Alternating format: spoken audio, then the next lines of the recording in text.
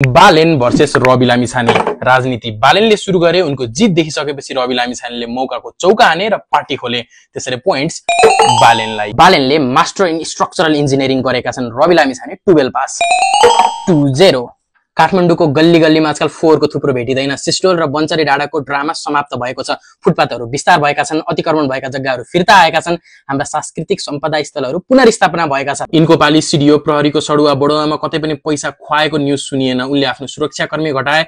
मन्त्री र नागरिकको समान हैसियत हुनुपर्छ भनेर उनले आफ्नो कुर्सी पनि समान व्यक्ति सरह गराउनलाई मरिमेटी लागे। पछि उनले भुटानी शरणार्थी काण्डको जब फाइल खोले तब उनको मन्त्री पद चैट भयो। काम दुवैबाट भएको छ। त्यसैले 1 इच। बालेनलाई न मिडियाले भेट्न पाउँछन् न उनलाई भोट दिने मान्छेले भेट्न पाउँछन्। उनको जति पनि काम छ त्यो फेसबुकबाट थाहा हुन्छ। राजनीति मैदानमा उभिएर हुन्छ, जनतालाई फेस गरेर हुन्छ। पोइन्ट्स रविलाई।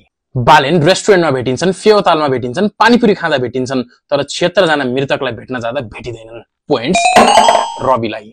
दुवै नेताको राजनीतिक दर्शन त्यति क्लियर छैन, स्पष्ट छैन। यदि यिनीहरूको लङ टर्म भिजन बुझ्ने हो भने यिनीहरूको पोलिटिकल आइडियोलोजी बुझ्न आवश्यक हुन्छ।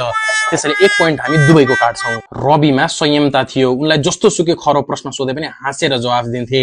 यिनलाई कुनै प्रश्न सोध्ने हो भने यिनीमा अलिकति केपी ओलीको छनक देखिन्छ, घमण्ड देखिन्छ। पोइन्ट्स रवि लामिछानेलाई। रवि र विवाद भनेका दाजुभाइ हुन्। पूर्व पत्नी ईशासँग विवाद, शालिग्राम पुडासैनीमा विवाद, सहकारीमा विवाद, 15% स्वेट शेयरमा विवाद, दोहोरो नागरिकताको विवाद। बालेन भनेको क्लीन छवि भएका व्यक्ति हुन्। यस्ता कुनै पनि विवादमा छैनन्। त्यसैले पोइन्ट्स बालेनलाई। तो हाम्रो विनर कोही पनि भएन। यति दुवैजना एउटा कमन पोइन्ट अफ इन्ट्रेस्टमा मिलेर अघि बढे भने बन्लान्, नत्र आफ्नो घमण्डले आफै सकिन्छन्।